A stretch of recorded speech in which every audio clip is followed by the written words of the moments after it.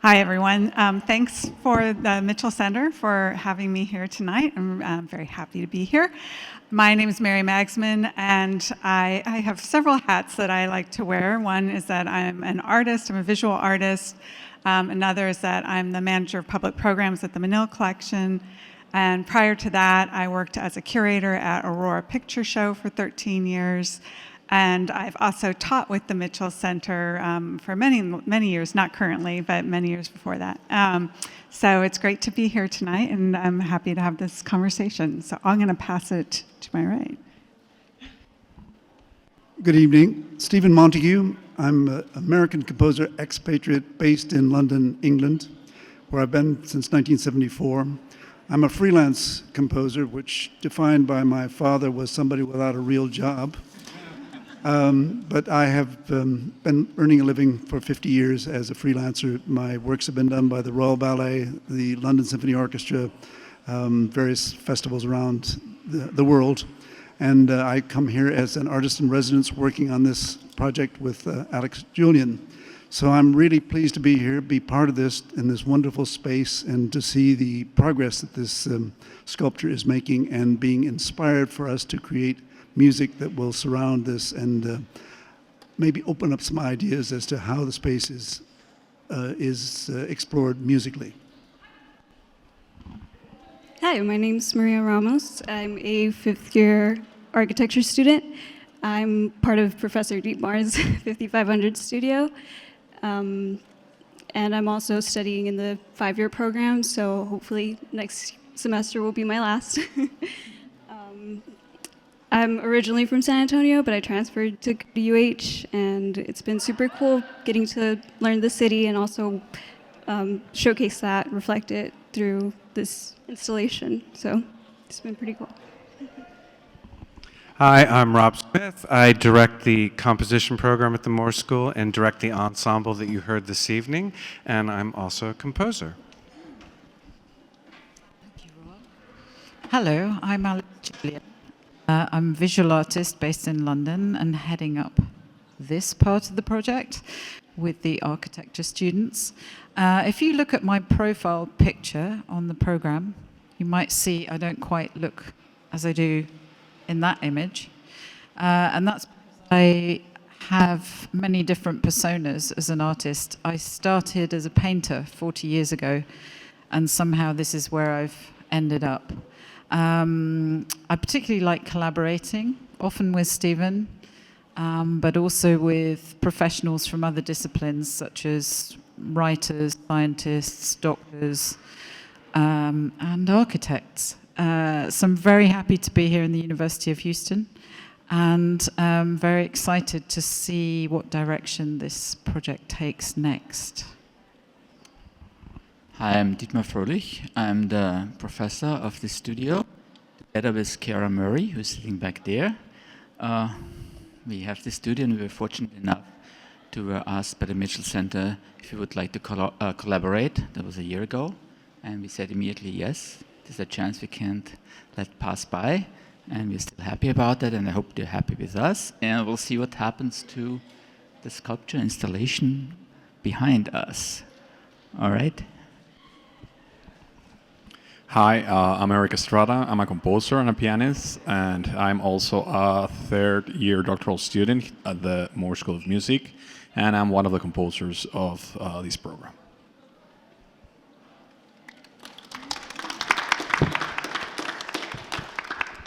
We can pass multiple microphones around.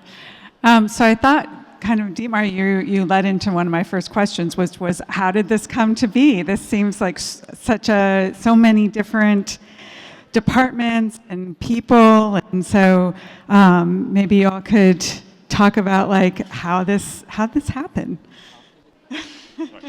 How did it happen? Well, one day Melissa called me and said we would need a space. Can we use space in the college? We had done this before. I mean, Mitchell Center said yes, and what is it about? So she starts talking about it. Then she goes, would you know anybody that might be interested? I said, yeah, me. And that's how it started then. And then we got into contact and with Rob. I had met Rob before because he did some performances in here and concerts. And then we got to know Alex and Stephen via Zoom, obviously, first. And that's how it all started. And when they came, here we were. That's great. So, how did you all get in touch with Stephen and you? Like, how did you guys come to the table? What was that?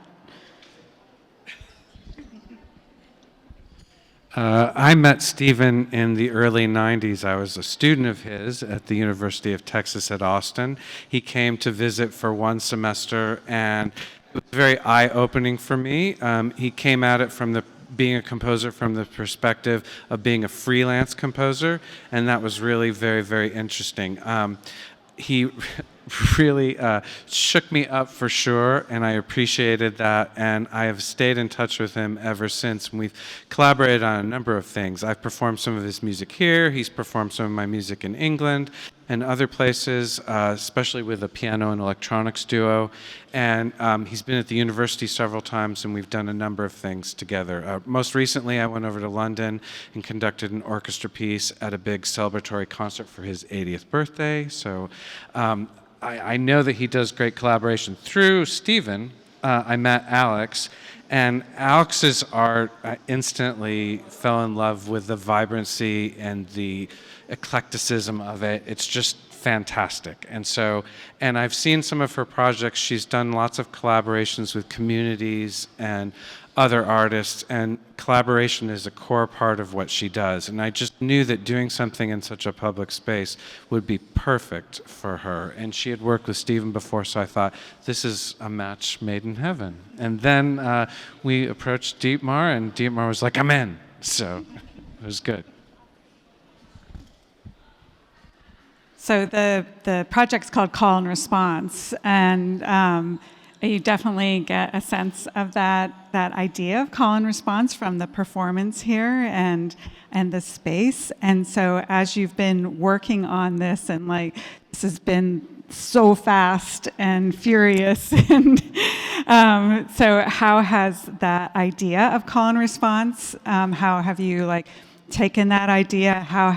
Because projects change so much as you're working on them, right? And so for everybody, for the students and for you all, how has that concept developed and changed throughout the whole process? So I think, for me personally, whenever I make a piece of work, wherever that ends up, it's about creating a conversation. So whoever sees that work has a conversation with it. That may be just a conversation in their mind, but it's important to me that happens. So whenever I make work, I always have that going on in my mind. But obviously in this project, we're doing it in a very public way, and we're having a conversation that travels in many, many directions between music and art, but also between individuals, between departments, between the outside world and the world of the university, between our internal worlds and the way we're expressing those internal worlds. So for me, the call and response isn't simply between the visual and the music. It's much more layered and nuanced than that. But of course, when we have the conversations with the musicians and composers, and when we hear the music that they make, that just kind of deepens that process for me personally, and hopefully for everybody else. So yeah, and I think Stephen maybe can say something about call and response as a tradition in music. And we wanted to sort of bounce off that idea and see where we could end up with it. Stephen. Yes, call and response is something that you find particularly in African music, where one person starts it, the others respond to it. And it's a very nice image of somebody saying something, somebody responding to it. So when we were trying to find a title for this piece, it is a response between what is happening in the city and what we're doing here, between what's happening with the musicians, what's happening with the sculpture, and how we respond to it. So it seemed like a natural evolution of conversation that works both ways. We're both inspired by what we see physically, and they're inspired, I hope, by what they hear orally.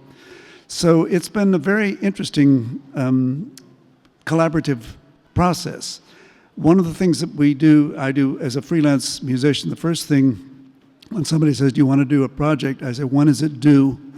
You know, it's like, it makes all the difference. If it's due on Friday, it's one thing. If it's due in a year's time, that's another thing. So this was mercifully had a long gestation period, which is very, very attractive to us in the creative arts. You know, the worst thing that can happen to me, not the worst thing, but something that completely changes your mentality is if something is due in 2 weeks' time, you know, 20-minute piece, oh my God, you know, okay, you know, drop everything. So this had a nice long gestation period, and we were on constant Zooms here with Dietmar and the architect students, which was very instructive, and it gave us time to let ideas gestate and come into fruition.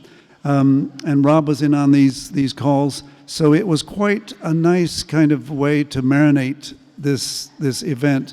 And then to see this actual space, one of the biggest shocks I had is seeing pictures of it and then walking into that, oh my God, you know, I had imagined 200 performers or whatever, and Alex was expressing some doubt about what you could make big enough to make an impact on this structure. So it's been very exciting, and it's been collaborative in many, many ways of advice from Dietmar and the architecture students and Rob's input on what we can and can't do. And so it's been quite exciting to see this come to fruition.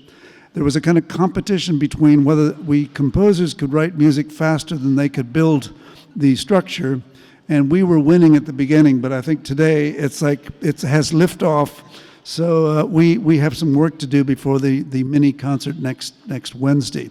The final concert on the 24th will be quite exciting because that is a real hard deadline, and this is where, you know, I need to start paddling mighty quickly to get 45 minutes of music done with the collaboration of Rob and the Aura Ensemble and the composers that are involved in this. So it's been one of the kind of ideal collaborations in that there was enough time for us to think about it, enough time to actually contemplate alternatives. Even coming up with a name was good. I mean, there's nothing worse than coming up with a bad name and trying to do something that's called Study One. Like immediately, I have no ideas if it's going to be called Study One. So I think the call and response both is historically interesting and is relevant to what we're doing at this point. Rob, do you want to say something? Rob does not want to say anything about this. Okay. Yeah. Sure. So I'll say that I think for us, this might not be very obvious, but for architecture students within a semester project, changing your idea, changing your concept constantly is not good. It's very frowned upon, at least with our professors. And so going through the first few, well, traditionally in our past studios. And so those first few weeks, you have time to think of different ideas, but the idea then is to take one and really develop it and detail it and be considerate and try to figure out the different ways that that one idea can, you know, create a project that's full.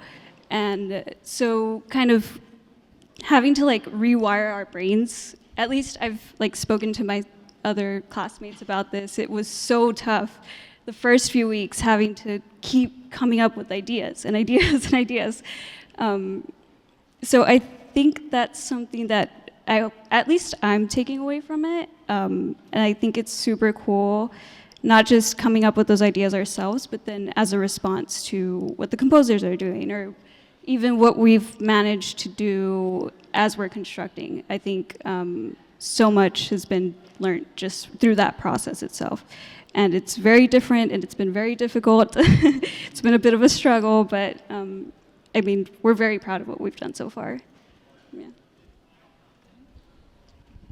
I have to put in there that I'm very impressed with the composers because you were talking about gestation periods, but they have, what, 5 hours We make a composition. It's just Yes. unbelievable what they come up with.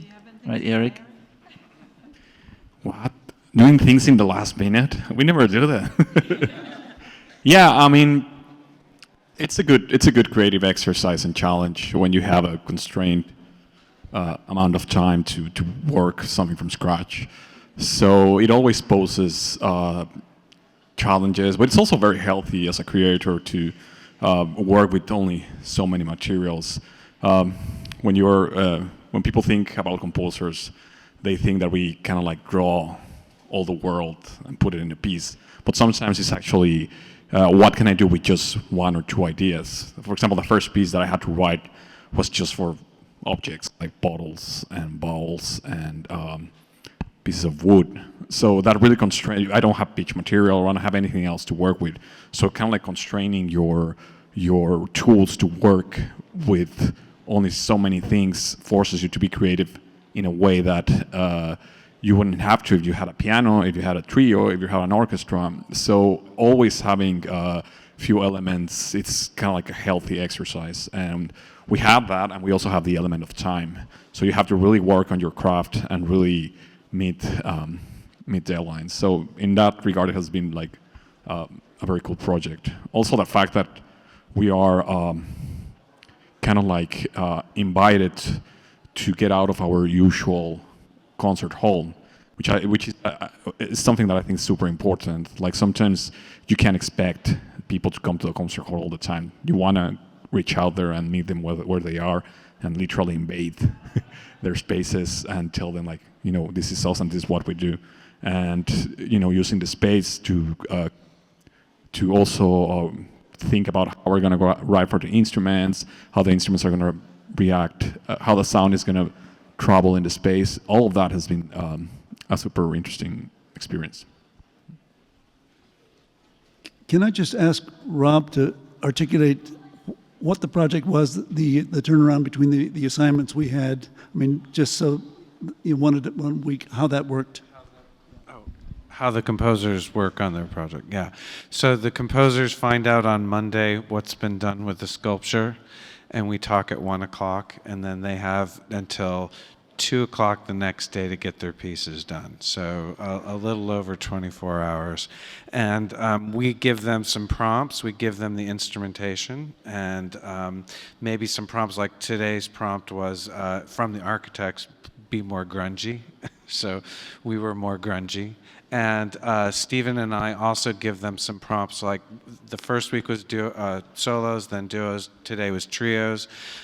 We gave them the challenge of putting somebody up in the balcony and then 2 people on the floor. And what does that look like? And, it kind of taps into what Eric's talking about, is the constraints, giving yourself some constraints. And then obviously the timeline is a constraint. And I think it's really easy, whatever art form you do, architecture, visual art, it's really easy to sit and think about it a lot. But, it's always helpful to get something on the page so you can start working it, and it gets real fast. And I think you mentioned that Stephen had done a project with some composers and they had to do a piece in a day, and then the next project they had 3 days, and the 3-day projects weren't any better.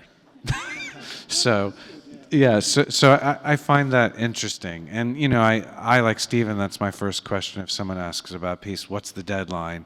And then I start thinking in my head, what has to get done when? And it's never where I want it to be. I always am like, oh, really, this is my best idea? Okay. But then I find in the end, I managed to find out whatever it was in that idea that made me put it down in the first place. But it takes work. And, most of doing art is just that. It's work. It's not being inspired necessarily. I mean, that's part of it. But there's very few moments where I'm like, oh. There's a great PBS commercial for the TV station where the guy is composing and these birds land on a wire and he goes, oh, it's writing. And I thought, that's not true. But anyways. Well, I thought it was so interesting, that the collaboration between everybody and something that I kept thinking about, because I saw the very first performance, but I didn't see the one last week, the second one. So I saw the first one, and that one, everything was like super short, and like y'all had just like done it so fast. And then seeing this tonight, and I kept thinking about things like, and seeing the sculpture too, like changed it. So like the space, became a collaborator, the sculpture did, the musicians did, and I kept thinking about words like fractured, and because it looks like this tumbling structure that's falling, and and then, but then like the musicians were also like literally separated in the space, and playing these different parts. And so it was like I, as the participant, was having to reconstruct how the musicians were talking to one another and how they're talking to the sculpture. And at one point I was like, oh, this piece is the musicians singing to the sculpture, and so I was thinking about how all of these parts connect and how you all connect as collaborators. And so I'm wondering if you could speak a little bit about how, having lots of these small parts come together, and it's literally like building on itself, because the first music was like these really short, and then tonight everything was a little longer, and then so it's like it's been this building on itself, but it's also about like, it looks to me like maybe that's what I'm bringing into it, but feeling like it's falling apart too, right?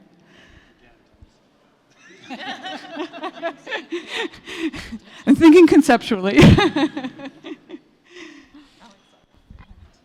Yeah, I just wanted to sort of extrapolate from that the fact that making something like this is a concept that's constantly changing day by day, but that concept is hugely shaped by pragmatism and what's possible. And I wanted to flag up somebody very important who's sitting there, Cara Murray, who is amazing. And this wouldn't be possible without Cara, and of course Dietmar, and of course the students.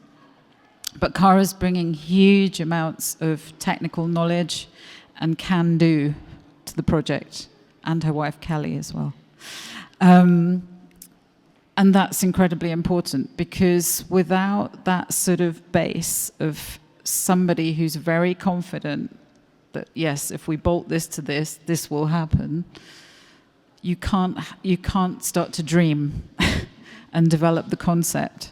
So it's literally the underpinning, but also the kind of conceptual underpinning. So once, I started speaking with Cara, and she's feeding ideas all the time about, well, if we do this, we can do this, then we can start to imagine around that. And then, of course, you have the materials, which are another kind of inert collaborator. So I love to work with found materials, and I think one of the reasons is environmental, but another reason is because found materials speak of the place that you're in. And so that was very important. And Dietmar very early on sourced these cardboard tubes, which now look like steel. And so they immediately started us off in this process of, what next, what next, what next? So one thing leads to another, one idea leads to another, but always speaking through the materials and through the technical possibilities. And, given that you've touched on this kind of fractured image, and there's an element of danger in this, and we were talking earlier about the fact that we hope and pray this stays up, but if it didn't, it just becomes another kind of sculpture. It's not a disaster. We have to respond again to whatever happens. Yeah, I have to add a few words here, because I think it's not the certainty that we can count upon here, because we don't really know how it will react. So the risk factor, even if, let's say, Cara or anybody else says it's going to do this, it's not going to do what we say it's going to do, because we did not calculate it or anything. It's a trial and error. I think this was also part of gives a little bit of uneasiness to the students because we don't know. They're used to having a program and follow it. So are architects in general, and you calculate it, and it's for sure, you're sure it's not going to collapse or whatever. In this case, it is this little bit of anxiety. Will it hold up or not? What's it going to do now? Oh, it's turning the other way now. And so I think this adds to the whole excitement, especially for the musicians too. And I think for the musicians, I think what's helpful for us is they're plumbing the space with music, which gives new ideas to us, and hopefully vice versa, to see that. And I think it's a real experiment, and that's new to many people that are working on it, from our side at least. And we don't know really, so we have to a little bit hope it works out, but we're not really certain. We might project this, but I don't think we are. So. Well, it looks like it's holding up great, and it's well constructed up there. So I have faith in this. But that there is that chance, the element of chance, right? And in music, element of chance is such a big part too, right? I'm curious, to hear a little bit more from the students, because you were talking about how it's a different way of like approaching work and thinking about it, and so I'm wondering how this has changed how you're going to approach your work, moving forward after doing this. Do you want to go? Oh, okay. So we're kind of trained to think through all of the decisions that we make. Every single line that we draw, we have to have a reason for it. And if we say, I don't know, when the professor asks, that's not a good answer. And so now actually going to the professor and asking questions, saying, what's going to go next? What's happening? What are we doing today? And to hear the professor say, I don't know, or we're figuring it out, that's, like we said before, it initially creates that kind of anxiety, but then it's like, no, this is pretty fun, because now all of us are here, we can kind of figure it out, we can kind of trial and error it, and try to add our own visions for it too. Because if we are just following what the professors are telling us to do to the T, then that's also not enjoyable for us. And so I think that that's part of the process that hopefully we get to take away, is kind of understanding, yes, traditionally we have, the logistical stuff, the rational stuff, the restrictions that we're going to have in the real world, whether that's budget or time or whatever. But then we also get to create, as designers, our own parameters for why we are making the decisions that we're making. And so I feel like that's something through this collaboration that I know I'll definitely take. I hope that my classmates take too. So in terms of the kind of like craftsmanship that you have to develop to get into a project like this, it's one thing to write a piece in 5 hours that is going to last a minute or 2 minutes, but it also adds up the fact that the performers are also going to have only so much amount of time to perform it, because that adds even another layer of difficulty of the things that you have to think about, because that means that they probably won't have, if you write something that is super hard, they're not going to have like 10 hours to practice or one after all the rehearsal. You have to write in a very effective way that's going to make them just work with the instrument in a way that is going to be comfortable for them without having to, get into the weeds of what they have to do. So that forces you to think really well in terms of the instrument. And a lot of the instruments that we have to write for are not the instruments that we play. So that's something that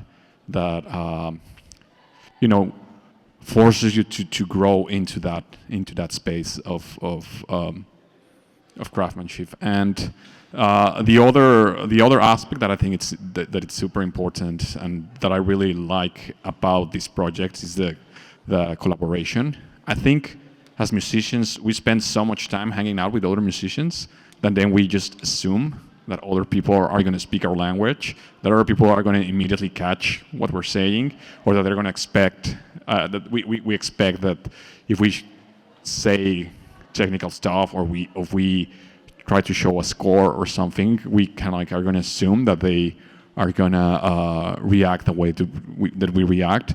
And one of the very cool parts of the project was when we kind of like went to their spaces and they wrote, they did some graphic scores that was basically they draw kind of like an abstraction of what they thought a graphic score would look, and then we play it. So a lot of assumptions from both sides kind of like collided. That was a very interesting take because we thought like, yeah, I mean, you for example, you read a score from left to right because that's what we were trying to do. And they told us, no, we want you to start like from here and then go down here and then go down here. And I was like, that's so true. Like we're just going to assume that they're going to do that, but they didn't, which was kind of like, eye-opening. So when you are working in a collaboration, you have to kind of like drop some of your assumptions and get into the middle ground of the other part and kind of like meet people where they are at. And also like I think I've learned a lot about the the very paced way in when a project that involves like a lot of materials and a lot of people working in the same space works. Because as a composer, you just kind of like are in your corner, you do your stuff and you send your stuff out. And in a project like that, you need kind of like a lot of discussion and a lot of not discussion, but a lot of conversations around how the materials are going to use. And it's just kind of like such a different dynamic that it's one of the things that I learn the most when I'm working in other spaces other than music. That the different dynamics between the other parts of the project are always something that you can learn from. Jen, was there a conversation about playing the sculpture or like being like in it? Yes, I mean, there's always a conversation to be had when you're in a situation like this. Do you ignore it? No, the project is about looking at that, for example, as Eric said, as a graphic score. Now, those of you who maybe aren't familiar with a graphic score, well, all Western notation is graphic. We weren't born to know what an eighth note looks like, so that was an invention in the 17th century. So taking a look at this piece of work could be interpreted as a piece of music. I mean, you could follow a line up, say you would interpret it as a scale, horizontal. A group could be, for example, chords. So very much, this could animate you as to inspired as reading a Beethoven symphony, more or less. The result would be quite a bit different because Beethoven symphony doesn't usually look like that, graphically speaking. But it is the same process where you would decide what elements are musical. I mean, the vertical, the horizontal, the different shades of color there are exactly equivalent to orchestration, to ascending scales, descending scales, voids, rests, etc., etc. So this is very, very susceptible to being interpreted as a composition. So I think that was part of the inspiration that we were trying to establish in the early exercises. Take a look at what we had. The first project, we came into an empty space. What does an empty space suggest, musically speaking? Silence, a void. So the first pieces were responding to that with lots of silence. And as it became more congested, it suggested more and more notes. And this evening we had, for example, trios, which there were a lot of notes. And we were being inspired by the grungy aspect of it. I mean, it's rather beautiful, but when you get up close, there's a certain amount of grunge, and the color certainly suggests grunge. So these things were direct inspirations for the composers today, and I think they did a wonderful job of realizing this as an inspiration. The other collaboration, certainly from the point of view of us musicians, is having a willing partner in the performance element. This can be an unbelievably traumatic situation where you have a great idea and you have an ensemble that would rather be anywhere but with you. So fortunately, Rob has spent years developing a good rapport with his ensembles. So working with Aura has been a kind of a dream ensemble.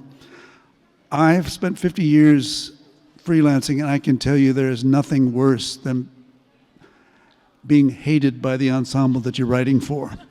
It defies inspiration, you know, and so it's been one of the great joys here of having this very able, very expert ensemble to realize these and be willing partners. And we have the composers, 5 composers, who also want to be here, which is not always the case. You know, if it's a demand from the professor, you must be there and write a piece of music that is inspired by this. So it's been all together extremely positive, and you know, thanks to the leadership here with the architecture department and Rob and the music department, we have a School of Music. What is it? School of Music? Moores, yes. And the Mitchell, yeah, of course. None of it would happen without the Mitchell Center. You know, so this has been a kind of dream collaboration where we all still get along. Now we have another week to go, so. If this all collapses, I mean, we may find some nerves frayed, but yes, no, it's been very good, very, I think, a model so far of very enthusiastic collaboration. Do you want to add something? I'm not sure if this is what you meant, Mary, but you were asking about the sculpture and music. Maybe playing the sculpture, were you headed that direction? Yeah, we've talked about that. Yeah, and it's been on my mind, and then watching it go slowly up, I'm not super excited about hitting it. yeah. But that has been on the table before, and I would say that it still is on the table. I mean, I think a lot depends on how this goes. I'm gonna tell you, yeah, based on Alex's face, this may not happen, but you know, there may be portions of this sculpture that are not directly attached to this that will end up playing. I mean, we plan on exponentially building up what we've started, and so the next 2 performances will do that. And so we'll be looking for ever more ways to kind of directly interact with the sculpture. Hitting this part of it may not be part of it. Yeah, I think we've actually even tried hitting it a bit, and it's visually stunning, sonically disappointing at this point. I mean, it sounds like a dull thud, which can be interesting, but at the moment, you know, we I think are admiring it for its visual beauty and saving it from any punishment from our musicians. That's wonderful. Thank you. How about if we open it up to some questions from you all? Does anyone have a question? Oh, there we go. How much of this specific iteration, I guess, did you initially have in your minds when you started off on this project? Or when you started building, I suppose. I think, as has been mentioned, we were on Zoom calls from London for several weeks with Dietmar, the students, and Rob, and I don't think we had, we briefly had your students as well, and Cara.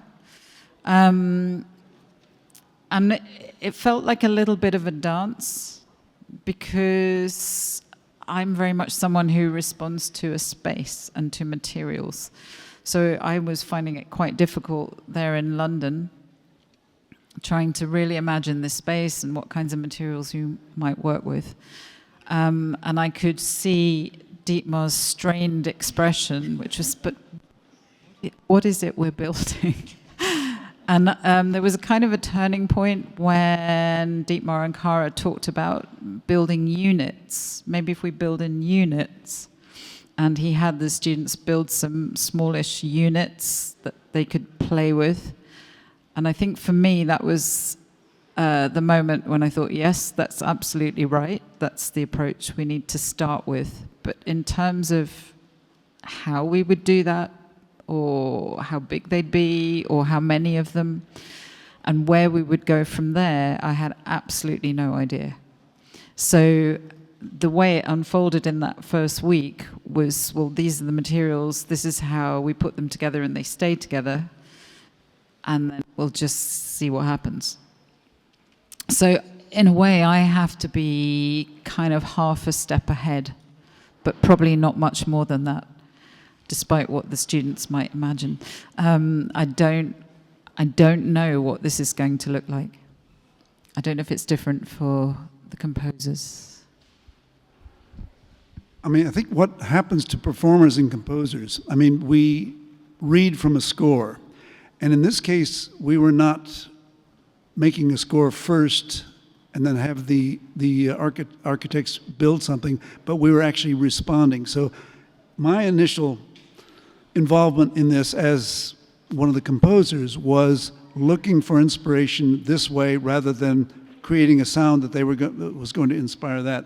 So it's a kind of reactive, their call, my response. And I think that's kind of what I've felt along, because the visual is always much more powerful than the oral. I mean, our eyes are trained much better than our ears.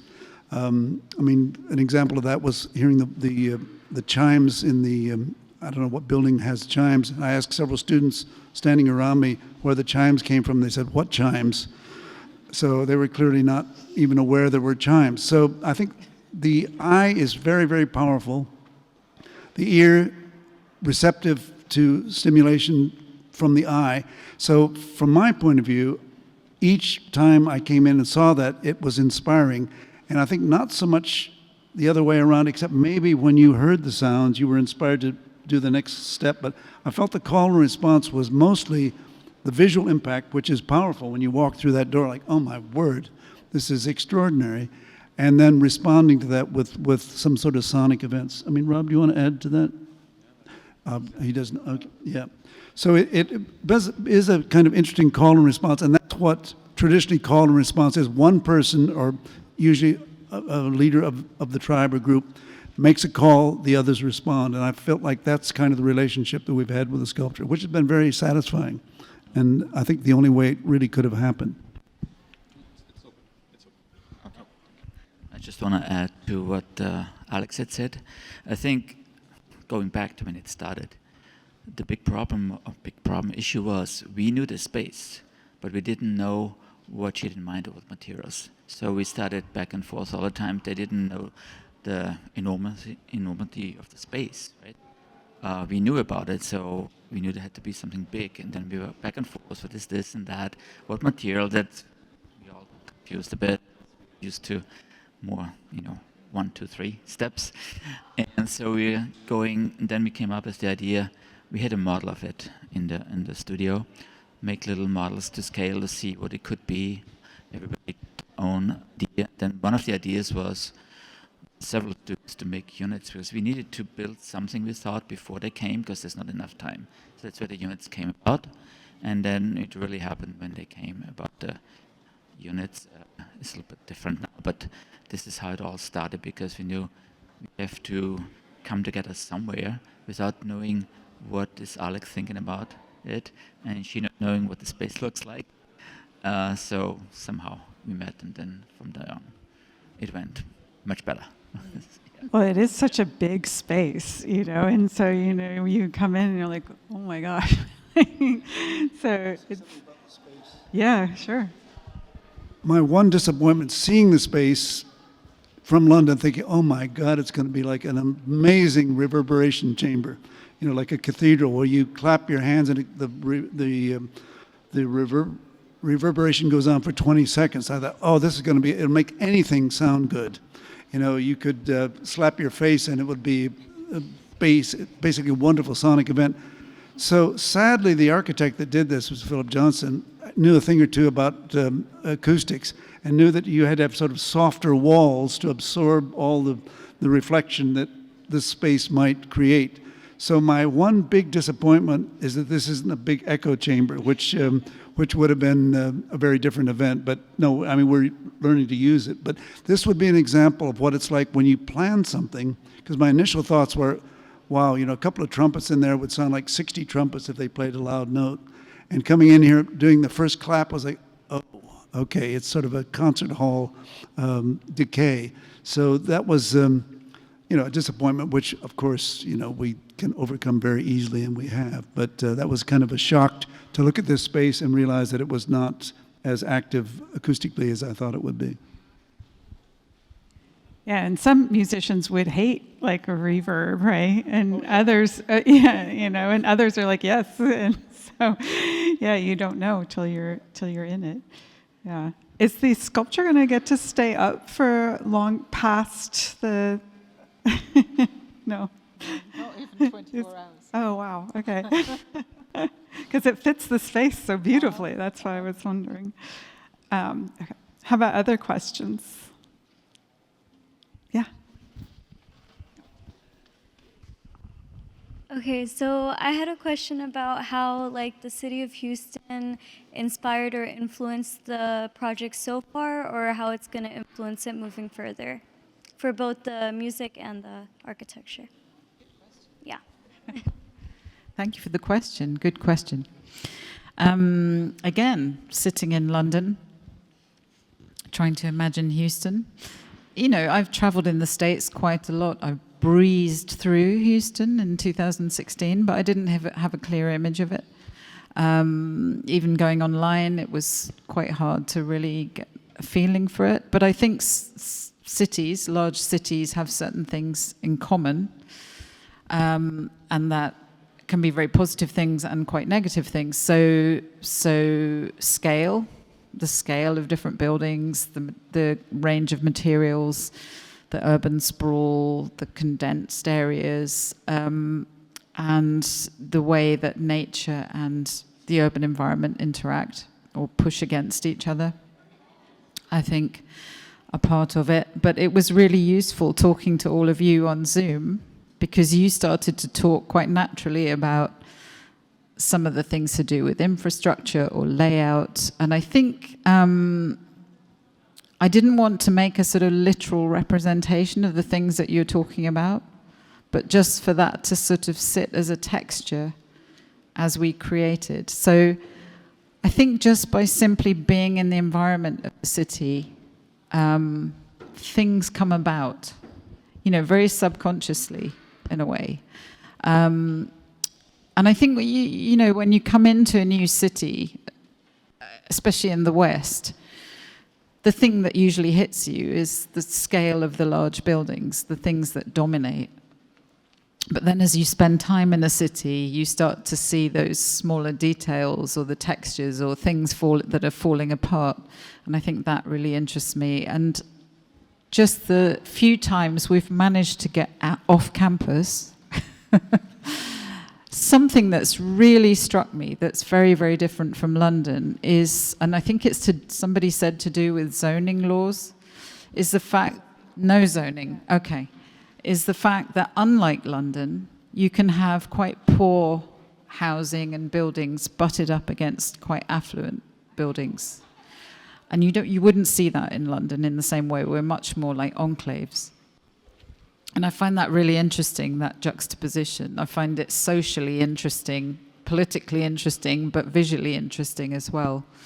So I think there's something going on there, or that will be going on there, to do with that you have these different textures of the city sort of butted up against each other.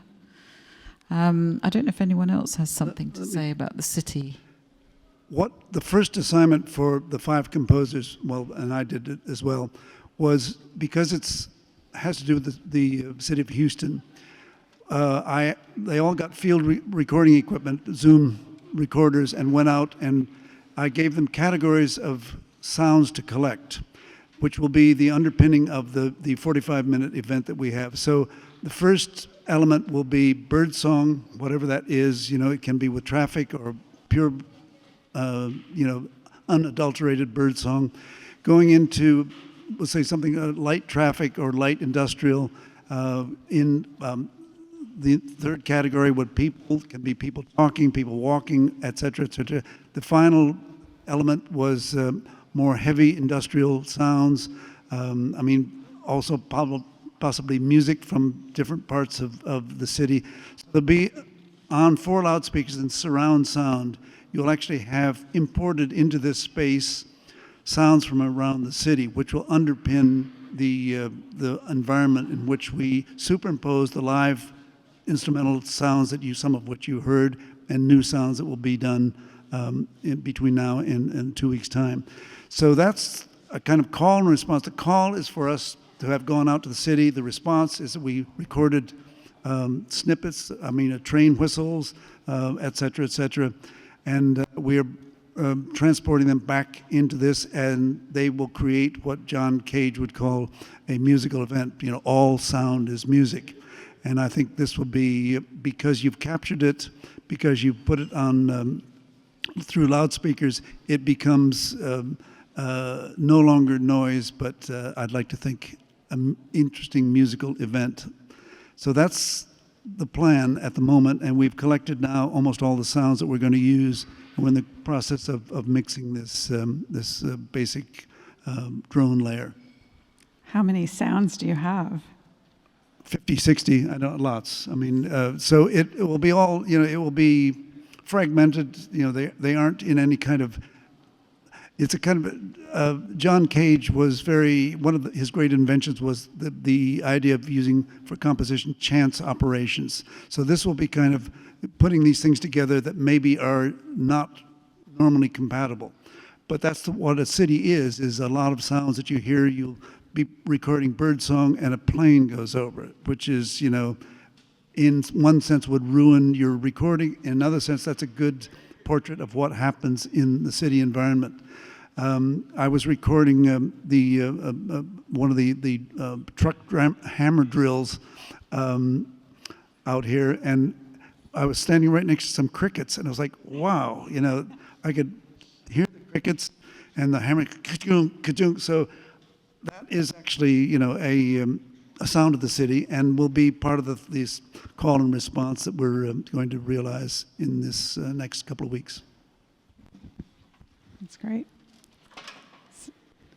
I think we can, I would love to wrap it up by hearing what each of you are excited about. You have 2 more weeks, yeah?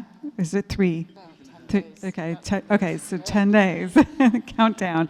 In the next 10 days, what are you most excited about in working on this project? Should we go this way? I'm excited about the unknown. I think it's the same, but I'm also a little bit afraid the unknown will hit us on our head, but hopefully not. But I think I'm excited actually about the music too, what comes out of that, and how the music and the installation and the space itself and the people react. Once we get to Sunday, I think that is the most exciting part and what happens. I'm excited about the things I'm going to learn from working with other people and the people that I'm going to meet after this project. I always quite like the very end, the sprint. We've got all the works, everything in place now, and so it's always a kind of scramble to get it done in time, and we're certainly in that mode right now. So that's always an exciting moment. The dress rehearsal on the day will be heart in your mouth, does it work? And I think between all of us have the expertise to make it work. So I'm confident that with this team that it's going to work, but you never know. It may be, the ideal, I suppose, finale would be the last chord, and this comes crashing down, and we don't have to clean it up afterwards. I was about to say I'm excited for the cleanup. No, I'm actually really excited for this to keep going up. I'm sure it's going to be very stable, and it's not going to fall apart. And I just feel like I needed to say that after all. After how many times we mentioned the potential. No, it's going to be really, really cool to see this from all different areas of the building. I think all of the other students that I've encountered on all of the floors are also excited to see it slowly going up and being able to just look over the balcony and see it right there. So that's what I'm excited for. Excited about working with more people from the Moore schools. We put this together. We're recruiting a lot more musicians to play on the last day. And, you know, my circle is somewhat limited. I work with composers and I work with an ensemble of about 10 players. And I don't interact as much with the other students, and I am now, and that's really great. And I really enjoy that. But I think the thing I'm most looking forward to is shape up. I mean, it's been so exciting to, you know, I'm not just stuck in my building. I'm coming over here every day and watching this thing grow, and it's super exciting.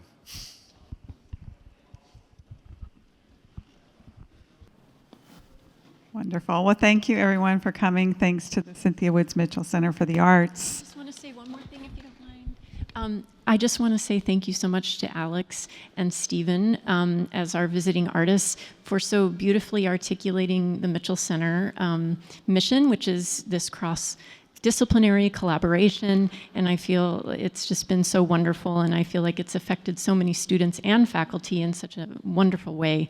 And so thank you very much.